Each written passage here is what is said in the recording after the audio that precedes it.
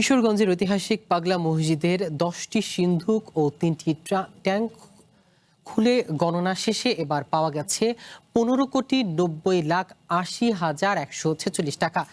প্রায় 12 ঘন্টা ব্যাপী টানা গণনা শেষে রাত 9টার দিকে এই তথ্য নিশ্চিত করেন পাগলা মসজিদ পরিচালনা কমিটির সদস্য সচিব ও কিশোরগঞ্জ সদর উপজেলা নির্বাহী কর্মকর্তা মোহাম্মদ কামরুল হাসান মারুফ।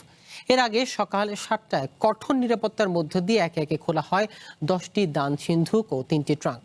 সিন্ধুকগুলো খুলতেই বেরিয়ে আসে 43 বস্তা ভর্তি নগদ টাকা। পরে সেগুলো বস্তাবন্দি করে মসজিদের দ্বিতীয় তলায় নিয়ে শুরু হয় গণনার আনুষ্ঠানিক কার্যক্রম। এই বিশাল গণনা কার্যক্রমে অংশ নেন প্রায় 658 জন।